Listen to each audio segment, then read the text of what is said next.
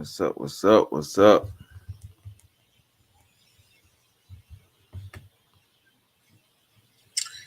What's up? What's up? What's up?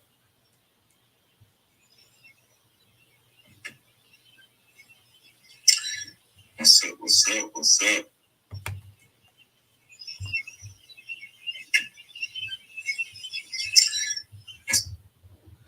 All right, y'all. So we finna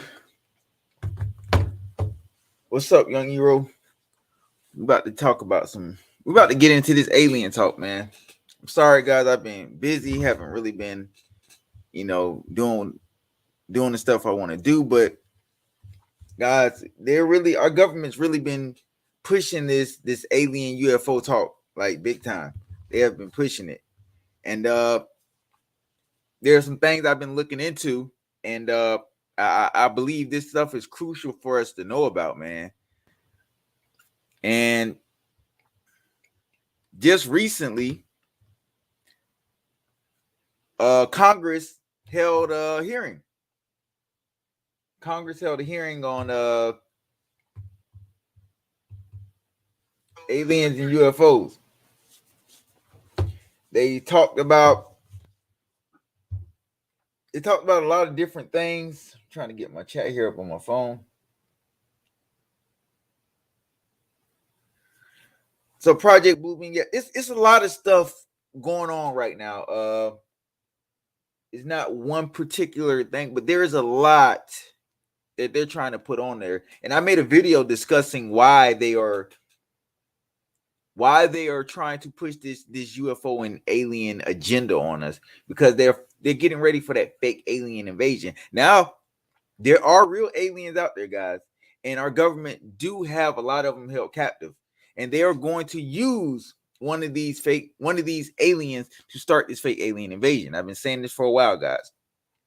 I've been saying it for a while.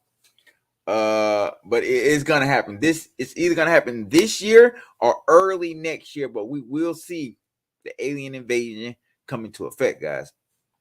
So just about a week ago, guys, U.S. Congress holds hearing a deep dive into murky world of UFO lore. So United States Congress held a closed door meeting, basically talking about UFOs and aliens. And they're trying to quietly tell us and expose us to what's really going on out there, and letting us know that there's real aliens and UFOs. Congress, they don't want to throw everything at once. That's why they're slowly declassifying certain documents. But in order to have this alien invasion and don't have the public freaking out, well, especially the public here in the United States, they have to slowly start releasing information. You guys even seen NASA release pictures from so-called Mars of what it looked like, an alien species sitting outside on a rock or something like that. We've seen like little caves. We've seen a lot of things, guys. A lot of things as far as the aliens and the UFOs.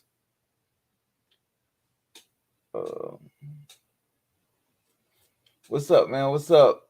What's good, Illuminology? I'm happy you can make it here, buddy.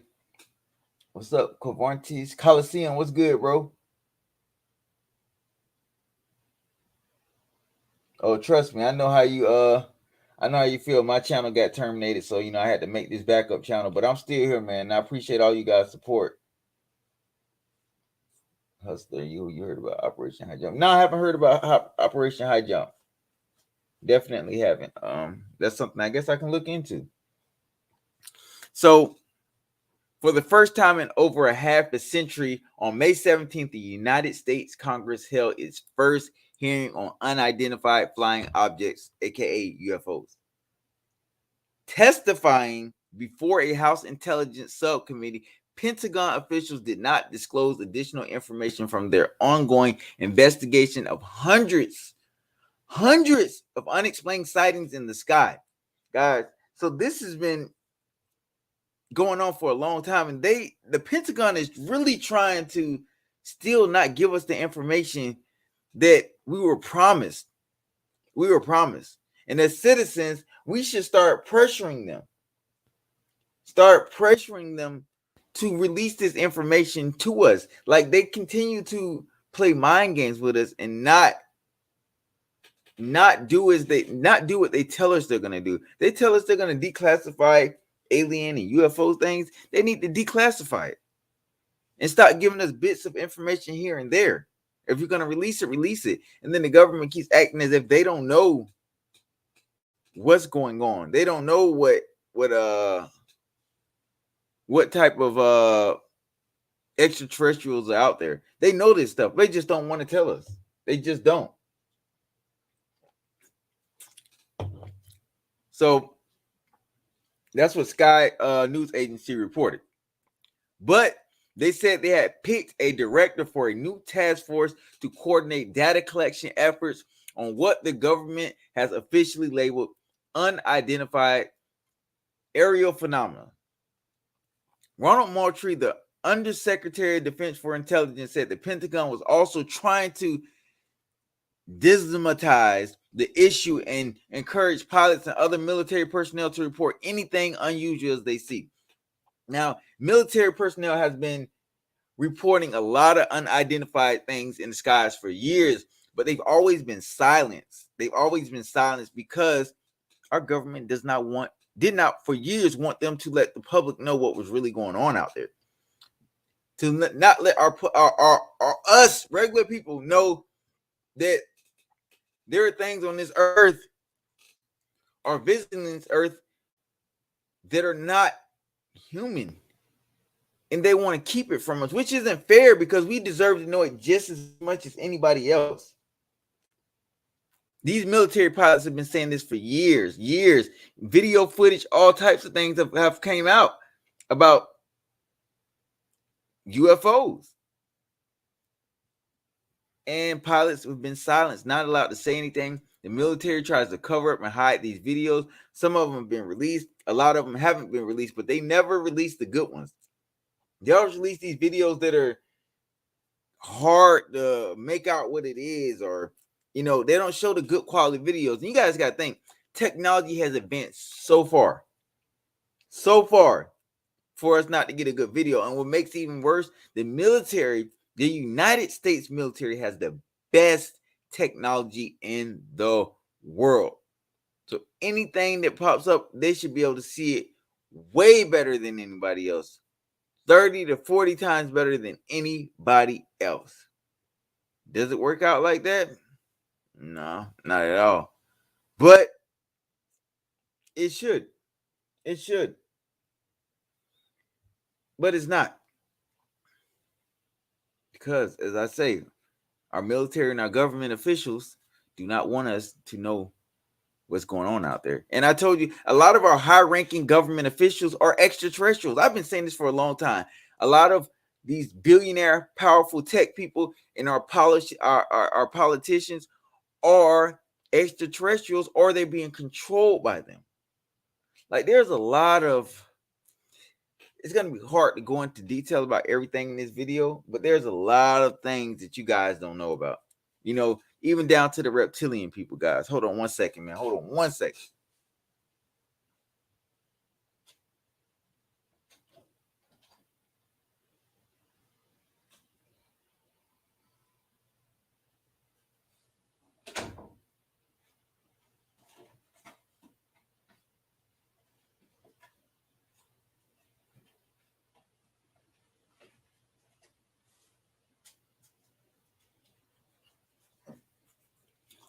Had to cut the AC on, take a bite of my food. But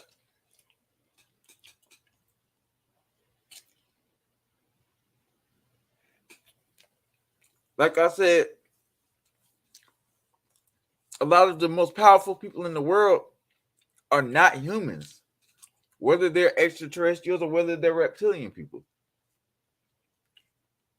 They don't relate to us. They come from a whole different bloodline. And that's why they dominate the world. Dominate because they know all the secrets. All the secrets. So we want to know what's out there. as much as you want to know what's out there. Moultrie told lawmakers, adding that he was a fan of science fiction himself. We get the question just not from you. We get it from family, and we get them night and day. That's all of us. We want to know. They want to know. Why is it being hidden from us? Why? Is there something that they don't want to tell us? Or they simply just scared the public may react poorly to it? I don't know. But I know it's something fishy. Okay. According to AP lawmakers from both parties, say UFOs are a national security concern, citing chances that these aerial objects are Russian or Chinese technologies. So now you have lawmakers from both parties saying that UFOs are national security concern because it's technology from Russian and Chinese technology, from Russian and China. So basically trying to say Russia and China have made these advanced aircrafts that are able to spy on the United States, but give off the impression that they're extraterrestrials because the technology is so advanced. Chances of that being true is very slim to none. Very. This is not Russian or Chinese technology. These are extraterrestrials, and our government knows it because we have been taking this technology from these extraterrestrials and using it to our own benefit. Why do you think technology has advanced so fast? Think about it. Technology has went through a drastic change. That's because ever since the Roswell incident, where that UFO crashed, we've been using their technology. We've advanced. We've advanced.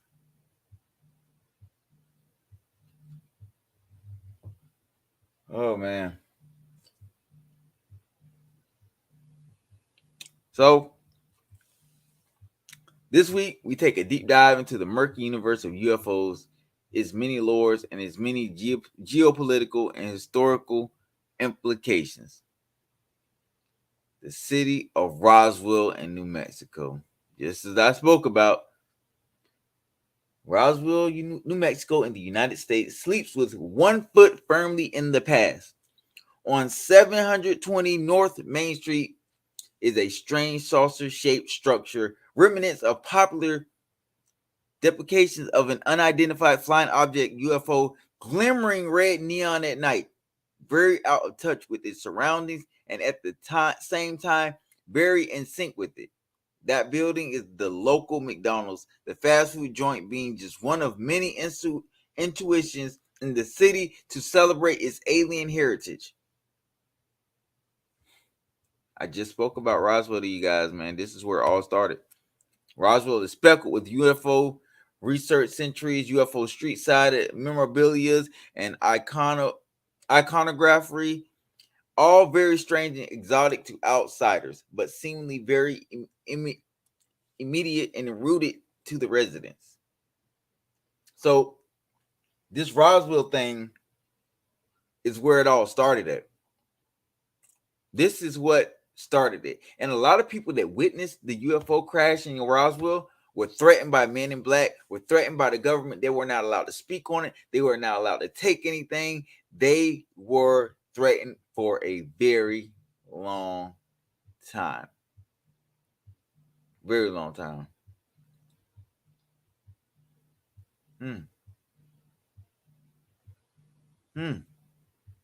Sounds fishy. So, fast forward until now, UFOs have become somewhat of a part of our society. Because sightings now are very common. They don't get blown up as big as they did before. It's just a lot. A lot.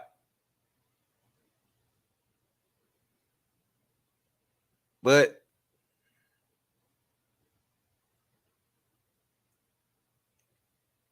you can't help but wonder what all did we get from this technology we stole from these extraterrestrials. This happened over 60 years ago, 70 years ago. They were so advanced. Aliens have to be millions of years more advanced than we are. Millions of years more advanced. Technology way far more advanced than ours.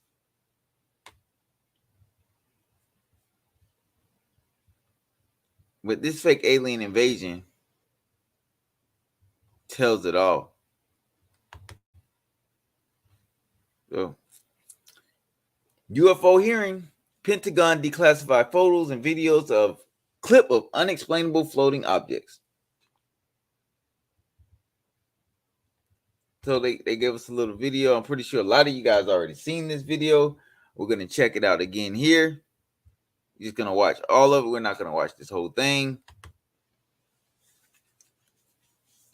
You might have heard of Carvana and that we sell cars online. What you probably didn't know is that we're in the business of making you happy. We believe buying a car should be something that gets you hyped up. That you should be empowered to shop when you want, where you want. It's just scary, man.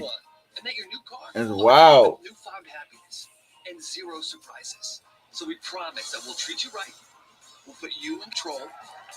And all of us will stop at nothing to drive you happy. We'll drive you happy at Carvana. Chairman Schiff, Chairman So this is Congress hearing right here. Members, thank you very much for the opportunity to be here today. We're going to see a clip. Listen to what he's saying. Regarding unidentified aerial phenomena. Since the early 2000s, we have seen an increasing number of unauthorized and or unidentified aircraft or objects in military-controlled training areas and training ranges and other designated airspace. Reports of sightings are frequent and continuing. We attribute this increase in reporting to a number of factors, including our work to destigmatize reporting, an increase in the number of new systems such as quadcopters and unmanned aerial systems that are in our airspace, identification of what we can classify as clutter, mylar balloons, and other types of air trash, and improvements in the capabilities of our various sensors to detect things in our airspace. Almost 2 years ago, in August of 2020, Deputy Secretary of Defense Norquist directed the establishment of the Unidentified Aerial Phenomena Task Force within the Department of the Navy. The UAP Task Force was built on the foundation of the Navy's initial efforts to respond to the reports from our aviators on unidentified objects observed in our training ranges. The basic issues then and now are twofold. First, incursions in our training ranges by unidentified objects represent serious hazards to safety of flight. In every aspect of naval aviation, safety of our air crews is paramount. Second, intrusions by unknown aircraft or objects pose potential threats to the security of our operations. Our aviators train as they would fight. So any intrusions that may compromise the security of our operations by revealing our capabilities. So you guys watch this. I got to take a phone call real quick. Are of great concern to the Navy and the Department of Defense. Hello. From the very beginning, we took these reports very seriously. We instituted a data-driven approach to the investigations where we could collect as much data as possible and use all available resources to analyze and make informed decisions on the best ways to address our findings. Our main objective was to transition UAP efforts from an anecdotal or narrative-based approach to a rigorous science and technology engineering-focused study. This data-driven approach requires input from a wide variety of sources. In the early stages, the task force worked to standardize the reporting mechanisms and processes to make it as easy as possible for personnel to report any engagement so that we were getting that wide range of reporting that we needed. We also spent considerable efforts engaging directly with our naval aviators and building relationships to help destigmatize the act of reporting sightings or encounters. And we worked with naval aviation leadership to provide additional equipment to record any encounter. Navy and Air Force crews now have step-by-step procedures for reporting on a UAP on their knee board, in the cockpit, and in their post-flight debrief procedures. The direct result of those efforts has been increased reporting, with increased opportunities to focus a number of sensors on any objects. The message is now clear. If you see something, you need to report it. And the message has been received. In fact, recently, I received a call from a senior naval aviator with over 2,000 flight hours. He called me personally from the flight line after landing to talk about an encounter that he had just experienced. Those were just the initial steps. We also made a concerted effort to assemble subject matter experts from across the Department of Defense and the intelligence community and other U.S. government agencies and departments. We forged partnerships with the research, development, and acquisition communities, with industry partners, and with academic research labs, and we brought many allies and international partners into our discussions on UAP.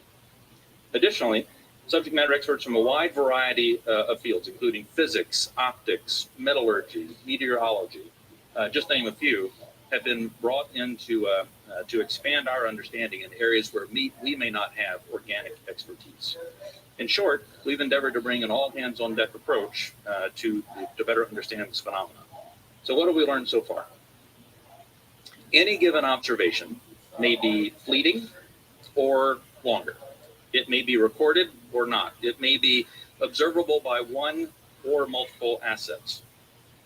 In short, there's rarely an easy answer. For example, let me share with you the first video that we have here today, which shows an observation in real time.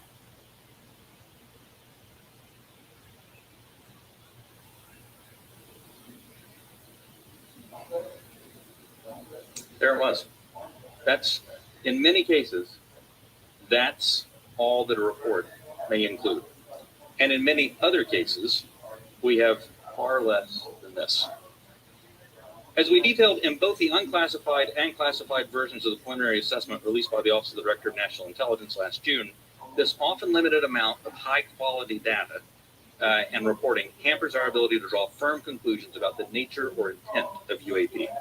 As detailed in the ODNI report, if and when individual UAP incidents are resolved, they likely fall into one of 5 potential explanatory categories: airborne clutter, natural atmospheric phenomena, U.S. government or U.S. industry developmental programs, foreign adversary systems, or a other bin that allows for the holding bin of difficult cases and for the possibility of surprise and potential scientific discovery. We stand by those initial results. Since the release of that preliminary report, UAP Task Force database has now grown to contain approximately 400 reports. The stigma has been reduced. We've also made progress in resolving the character of a limited number of UAP encounters. For example, let me show you a couple of another video and image taken years apart in different areas.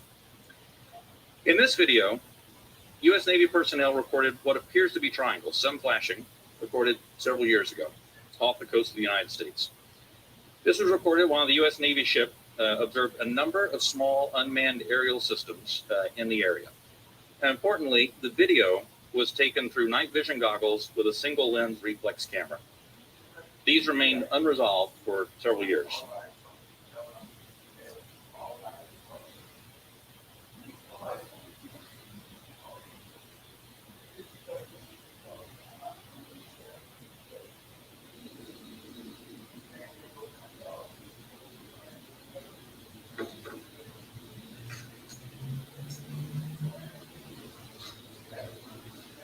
Several years later, and off a different coast, U.S. Navy personnel, again, in a swarm of unmanned aerial systems, and again through night vision goggles and an SLR camera, recorded this image.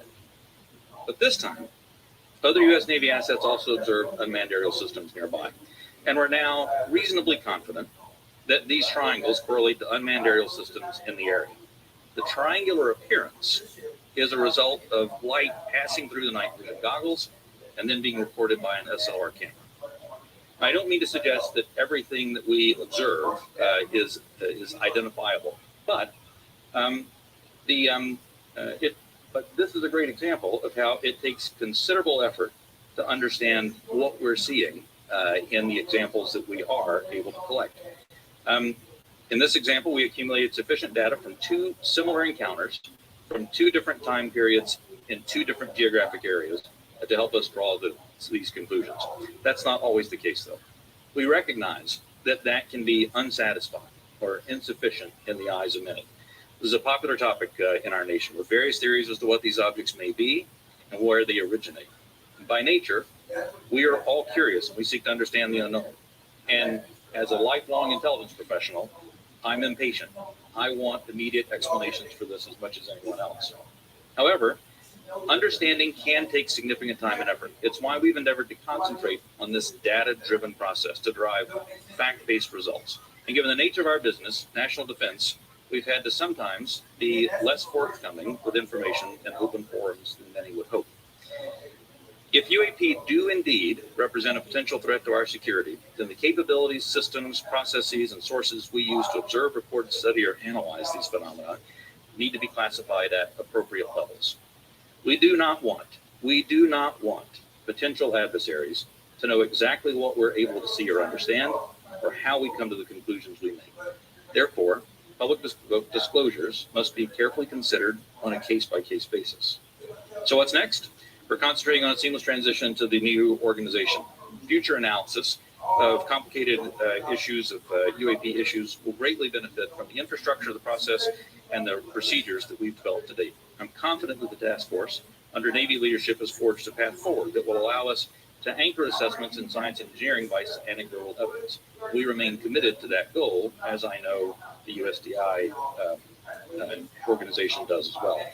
So thank you very much for your interest and continuing support for the UAP Task Force. The team's made a lot of progress, but we really are just establishing the foundation for the more detailed analysis that's yet to be done. And with your continued support, we can sustain that momentum necessary to produce data-centric analysis and understanding the phenomenon. I look forward to your questions. Thank you.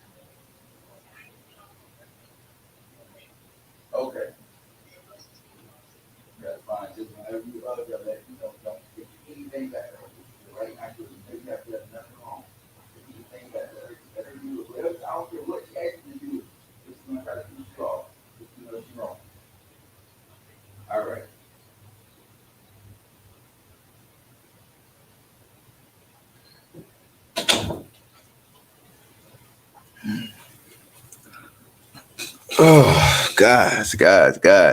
So,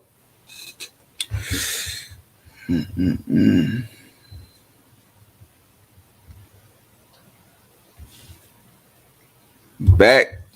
Did you guys just see what happened? You guys listen to that?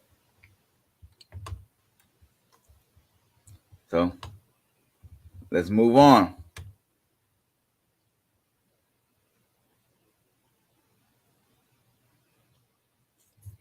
Ex-UFO Pentagon program chief says DOD has much more compelling video to release on sightings. So there's a lot more unreleased videos that they have not showed us. A lot more. There's stuff that, what he's basically saying, there's videos that we're going to be amazed by once they release them. Amazed. That's scary. Really scary. That we've only seen small samples of what they're really going to release. What's up, old head? What's up, living legacy? But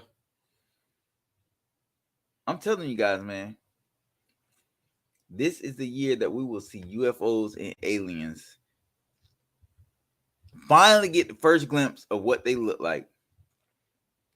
The former UFO program chief at the Pentagon, Lewis, told the story Tuesday that the declassified photos and videos released during the congressional hearing on UFOs Tuesday are likely just a small sample of what the Department of Defense has gathered on recent UFO sightings, adding that he hopes more compelling videos will emerge during the future hearings to address the mounting questions for the American public.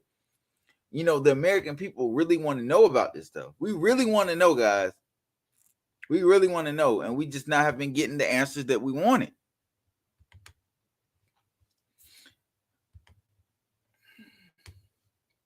NASA confirms it's officially joining search for alien life after spike in UFO sightings. Now, we all know NASA is, they're very iffy. They tell us some things. They know a lot and they don't tell us a lot. So we're not gonna take anything NASA says too serious. But they're saying they're gonna join in on the help. NASA knows more about this stuff than anybody. Way more than anybody.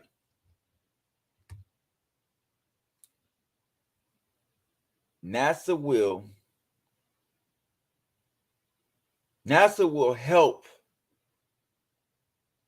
more with these sightings because NASA knows what draws these extraterrestrials closer. NASA knows way more about extraterrestrials than we can even imagine. NASA's been playing the game for a very long time. A very long time. You know, the U.S. creating a task force for this. You know, all this is really just a cover-up from them actually knowing what they know. They're trying to make it seem like this is stuff that they're learning, but in reality, this is stuff that they already know, and they're preparing us for this fake alien invasion that is going to help topple Russia. Russia and China. No, we're just going to say Russia is the main target for this fake alien invasion because everybody wants to cripple their army and rebuild Russia to a more westernized country.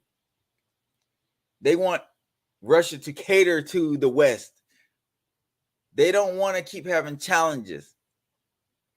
The U.S. sees China as the real challenge, but we know all in the end that China is more,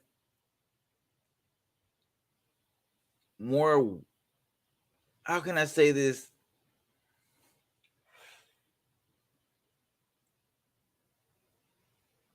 Is more inclined to join the likes of the West.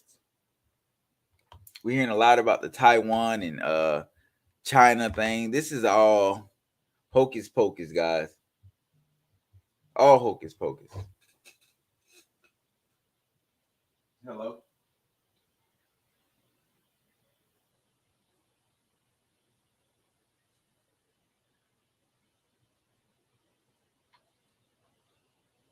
Okay, don't worry about it, Boosie. Don't argue with it. Just say okay. Don't worry about it. You can still get your time. Don't worry about anything. I'm gonna do my little best to have it on this side. I'm gonna be kind of focused. And all the persons that I know myself, yeah, I told you to cut. Don't worry about it. It's gone. It's gone. Don't worry about it. Now I'm gonna try not to talk to her. I'm gonna let her know. I'm gonna tell her. Like I was on the phone with her and I had a customer coming on the phone now. But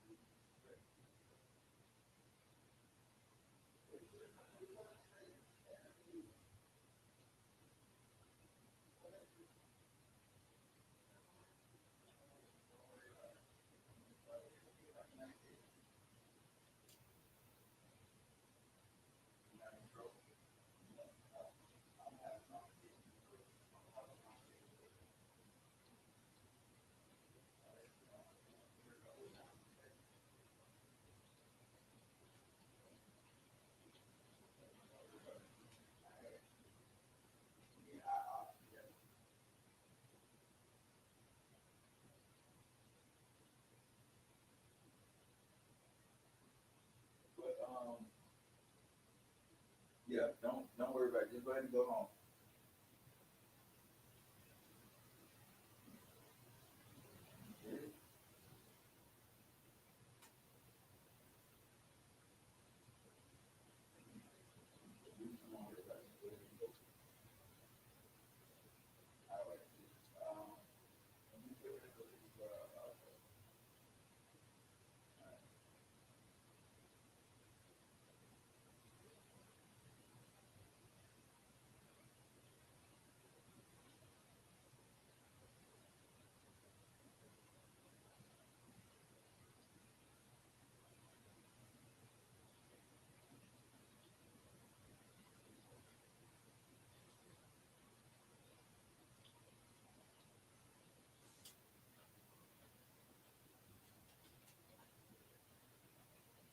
Likes being a store manager, guys.